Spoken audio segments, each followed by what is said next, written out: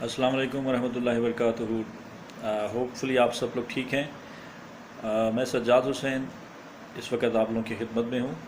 और आज जिस मौजू के ऊपर मैं थोड़ी सी बात करना चाहूँगा वो नेशनल कमांड एंड कंट्रोल की तरफ से जो ग्रीन सिग्नल दिया गया है कि लॉकडाउन को हटाया जाएगा या उसके अंदर कुछ नरमी बरती जाएगी।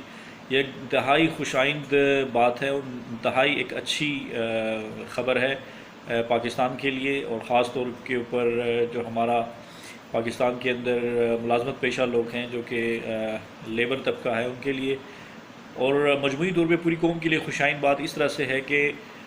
पाकिस्तान की इकॉनमी चूँकि बहुत ज़्यादा स्टेबल नहीं है, और इस लॉकडाउन की सिचुएशन की वजह से जो डेली बेसिस के ऊपर पाकिस्तान को जो नुकसान हुआ इकॉनमी को, उसको भी फौरी तौर के ऊपर बैलेंस करना है, उसको दोबारा रिकवर करना है। और आम आदमी इस वक्त जो घरों में बैठा हुआ इस उम्मीद पर कि हो सकता है कि महीने बाद सिचुएशन बेहतर हो जाए, जो गुज़श्ता 2-3 महीनों से वो घर पे बैठा हुआ था, अब उसके लिए एक बड़ी अच्छी सी ख़बर है कि वो अब दोबारा बाहर निकलेगा, रोज़मर्रा ज़िंदगी के अंदर वो मसरूफ़ हो जाएगा, जिसकी वजह से पूरे पाकिस्तान के अंदर एक खुशगवार किस्म की एक तब्दीली की उम्मीद की जा सकती है। और रमज़ान का भी महीना है, और इसके फ़ौरन बाद चूँकि ईद आती है, और बहुत सारा कारोबार जो पाकिस्तान के अंदर है वो ईद उल फितर से ईद के दिनों से वाबस्ता होता है, और बहुत ज़्यादा कारोबार जो है इन दिनों के अंदर होता है। तो होपफुली वो कारोबारी हजरात भी जो कि ईद के ऊपर डिपेंडेंट होते हैं, फेस्टिवल के ऊपर डिपेंडेंट होता है उनका बिज़नेस, तो उनके लिए भी इंतहाई खुशाइन बात है। और अल्हम्दुलिल्लाह रमज़ान का महीना है मुसलमानों का, जो हमारे बहुत सारे मुसलमान भाई इस वक्त जिस तरह से गुज़श्ता सालों में रमज़ान को मनाया करते थे, इस दफ़ा उस चीज़ को बड़ी वो शिद्दत के साथ महसूस कर रहे थे कि काश हम इस रमज़ान को भी पिछले सालों की तरह इंतहाई पुरजोश अंदाज के अंदर और अच्छे अंदाज में मना सकते, लेकिन वो चीज़ अब सामने नहीं आ रही। इसके बाद आप ये भी देखें कि ईद के दिनों के अंदर ट्रैवलिंग बहुत ज़्यादा होती है पाकिस्तान के अंदर, लोगों का एक जगह से दूसरे शहर में जाना आना, अजीज़ व क़रीब से मुलाकात करना, ये भी एक बहुत बड़ा एक सेटबैक था कि अगर लॉकडाउन की सिचुएशन रहेगी तो लोग आपस में मुलाकात के लिए कैसे एक शहर से दूसरे शहर को जाएंगे। तो उम्मीद की जाती है कि ये भी इंतहाई एक अच्छा एक सूरत हाल होगी उन लोगों के लिए जो कि दूसरे शहरों के अंदर काम करते हैं या दूसरे शहरों में स्टक हुए हुए, रुके हुए, फंसे हुए हैं, उनके लिए भी एक बहुत अच्छी सिचुएशन है।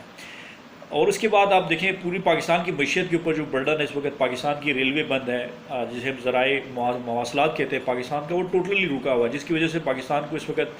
जो बताया जा रहा है सरकारी अदाद-ओ-शुमार के मुताबिक वो तकरीबन गुज़श्ता 1.5-2 महीने के अंदर 119 अरब का नुकसान हो चुका है। वो सिर्फ़ और सिर्फ आपकी टूल टैक्स का जो आपको सड़कों से जो टूल टैक्स आप लेते हैं, जो टैक्स वगैरह वसूल किया जाता है टोकन की सूरत के अंदर, तो उसकी मद में तकरीबन 119 अरब रुपए का नुकसान हो चुका है। तो आप अंदाज़ा करें कि जो डेली का जो नुकसान जो बाकी जिस तरह से ट्रैवलिंग में होता है, लोग जो सफ़र करते हैं एक शहर से दूसरे शहर में पब्लिक ट्रांसपोर्ट के थ्रू, मोटरवे के थ्रू सफ़र करते हैं, बाकी दीगर ट्रेन के थ्रू ट्रैवल करते हैं, एयरलाइंस के थ्रू ट्रैवल करते हैं, तो सारे का सारा आप अंदाज़ा करें तो अपनी रफली मेरी कैलकुलेशन के मुताबिक पाकिस्तान इस वक्त 2-3 महीनों के अंदर सिर्फ ज़राए मवासलात के अंदर कम अज़ कम कोई हमारे 1 खरब से ऊपर का नुकसान पाकिस्तान को हो चुका है। मतलब 100 अरब से ऊपर का 1 खरब की मैं बात कर रहा हूँ, 1 खरब 1000 अरब रुपये का पाकिस्तान को नुकसान हो चुका है, जो कि इंतहाई एक क्रूशल सिचुएशन है, इंतहाई एक हमें बड़ी परेशान कुछ सिचुएशन है। अल्लाह ताला करे कि सिचुएशन से पाकिस्तान निकले। इसके अलावा पाकिस्तान की इंडस्ट्रीज़ का भी अगर हम हाल देखें तो इंडस्ट्रीज़ भी तमाम बंद पड़ी हुई है, कोई इकॉनमिक ग्रोथ नहीं हो रही पाकिस्तान के अंदर। मोस्टली इकॉनमी जो इंडस्ट्रीज़ है तकरीबन छोटी industries, small and medium size industries वो बंद पड़ी हुई हैं। अल्लाह करे कि वो इंडस्ट्रीज़ भी खुलें। इसके साथ साथ आप देखें तो पाकिस्तान का जो दीगर हमारा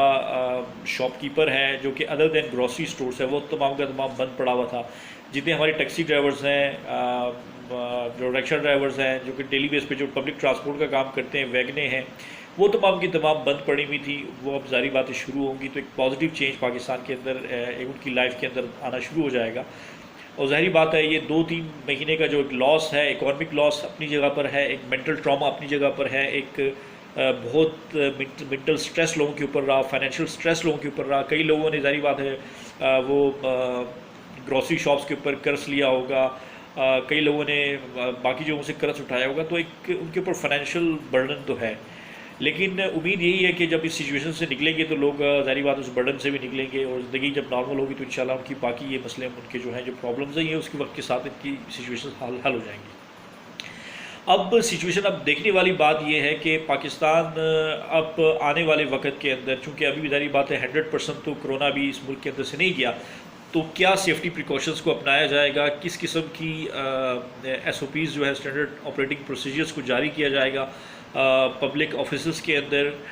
پبلک پلیسز کے اندر، پبلک ٹرانسپورٹ کا نظام ہوگا اس کے اندر، اور ڈیلی لائف کو اسموتھ بنانے کے ساتھ ساتھ حفاظتی اقدامات کو بہتر بنانا، اور پھر ساتھ میں ان کیس اینی کوئی آپ کے پاس کوئی کیس آتا ہے تو اس کو ٹریک کرنا، اس کو ٹریس کرنا، پھر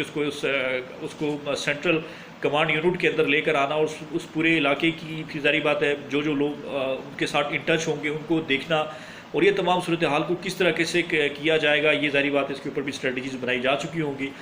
اور بہت جو امپورٹنٹ چیز ہے وہ یہی ہے کہ آپس میں پروونشل کوآرڈینیشن ابھی تک نظر نہیں آ رہا، سندھ اپنے حساب سے چل رہا ہے، جو کہ ایک انتہائی آپ دیکھ سکتے ہیں کہ 18ویں ترمیم کے بعد سے اس طرح سے صوبوں کو اختیارات دیے گئے، صوبے اس اختیارات کو مس یوز کرتے ہیں عموماً، کیونکہ آپ کو پتہ ہے پاکستان کی سچویشن ایسی ہے کہ پاکستان میں پولیٹیکل پارٹیز کی تو بھر مار ہے،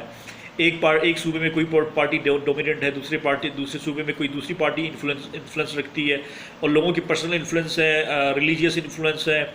سیکٹیرین ہے، زبان کا انفلوئنس ہے۔ کراچی میں آپ چلے جائیں تو کراچی میں لسانی قسم کا انفلوئنس ہے، وہاں پہ ایم کیو ایم وہاں پر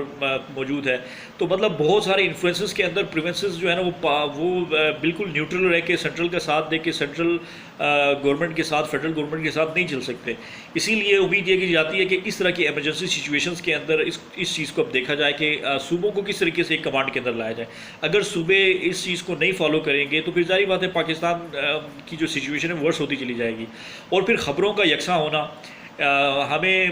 خدا نخواستہ اس صورتحال کے اندر فیک خبروں کا آنا، جھوٹ کو پھیلانا، اور ایک چھوٹی سی بات کو بہت زیادہ پھیلا دینا، لوگوں میں خوف و ہراس کو پیدا کرنا، یہ ایک انتہائی خطرناک سچویشن ہے۔ اس وقت پاکستان کو چاہیے کہ تمام صوبوں کو ایک سینٹرل کمانڈ کے اندر لے کر آئے، یہ ایمرجنسی سچویشن ہے، یہ تقریباً آپ یوں سمجھ لیں کہ یہ ملک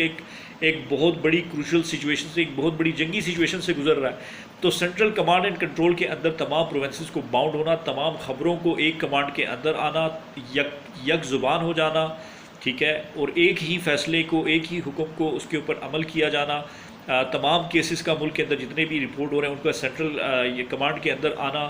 اور تمام اعداد و شمار کا کریکٹ ہونا، اس کا رانگ نہ ہونا۔ اس کے بعد اگر کوئی اس طرح کا کیسز سامنے آ رہا ہے تو اس کیسز کی کنفرمیشن بھی بہت ضروری ہے، ٹھیک ہے، پھر اس کو ظاہری بات ہے ٹیکل کرنا، آئسولیشن میں لے کر جانا، اور ان تمام چیزوں کو کرنے کے لیے پروونشل آپس میں انٹر کوآرڈینیشن بڑی امپورٹنٹ ہے۔ اگر انٹر کوآرڈینیشن نہیں ہوگی تو ڈیفینیٹلی پاکستان ظاہری بات ہے پھر اس میں اگر یہ اسپریڈ آؤٹ ہوتا رہے گا، اور اگر اس میں لیکیج رہے گی آپ کی اس کنٹرول سسٹم کے اندر، اس میں اسموتھنس نہیں ہوگی، تو پھر ظاہری بات ہے اس کے اندر ہمیں پھر بہت زیادہ پرابلم کا بعد میں سامنا کرنا پڑ سکتا ہے۔ تو اس وقت ضروری اس امر کی ہے کہ تمام ہاسپٹلس کو، تمام اداروں کو، تمام ہیلتھ یونٹس کو ایک کمانڈ کے اندر لایا جائے، سینٹرل کمانڈ یونٹ بنایا جائے، اس کی تمام خبروں کو اس میں کنٹرول کیا جائے، تمام پیشنٹس کا اس کے اندر ریکارڈ رکھا جائے، اور خاص طور پہ جو پرنٹ اینڈ الیکٹرانک میڈیا کے اندر جو خبریں چل رہی ہیں، جو انڈیپینڈنٹ اپنا تجزیہ کریں، تو ان تجزیے کو ذرا روکا جائے۔ اس وقت دیکھیں آزادی یہ صحافت اپنی جگہ کے اوپر، لیکن جب ملک ایک بحران کے اندر سے گزر رہا ہوتا ہے تو ہر شخص اپنی اپنی زبان، اپنی بولیاں بولنا شروع کر دے، اپنی تجزیہ کرنا شروع کر دے۔ جس طرح سے امیچور پاکستان کی سیاست ہے، امیچور پاکستان کا صحافی ہے، اگر وہ اپنی بات انڈیپینڈنٹلی، انڈیویجولی اپنا تجزیہ پیش کرتا رہے تو ظاہری بات ہے فین فالوئنگ ہر ایک کی ہے، تو ایک غلط میسج جو ہے نا لوگوں میں اندر، سوسائٹی کے اندر پھرتا رہے گا، اور ایک جو سینٹرل ایک کمانڈ کا جو کانسیپٹ ہے وہ بھی پھر خراب ہو جائے گا۔ پھر لوگ مختلف قسم کی ٹی ویز کے اوپر، مختلف قسم کے اینکرز کی رائے کو پھر سوشل میڈیا کے اوپر اس کو لے کر جانا، اور اس کو وہاں پہ ہائی لائٹس کرنا، تو ان تمام چیزوں کو کنٹرول نہیں کر سکتے۔ تو میری جو سب سے پہلی جو چیز یہ ہے کہ نمبر 1 پروونشل کوآرڈینیشن بڑی امپورٹنٹ ہے۔ لاک ڈاؤن کو نرم کرنے کے بعد تمام تر کیسز کا سینٹرل کمانڈ کے اندر آنا ضروری ہے،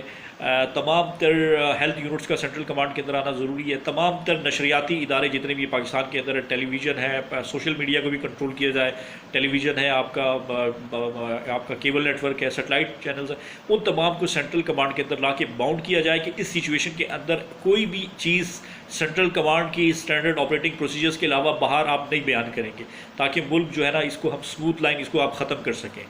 اور لوگوں کی طرف پینک ختم ہو، اور انشاءاللہ مجھے امید میں کرتا ہوں کہ اچھی سچویشن کی طرف جا رہا ہے۔ اللہ تعالیٰ پاکستان کا حامی و ناصر ہو۔ آپ سب خوش رہیے۔ تھینک یو سو مچ۔ اللہ حافظ۔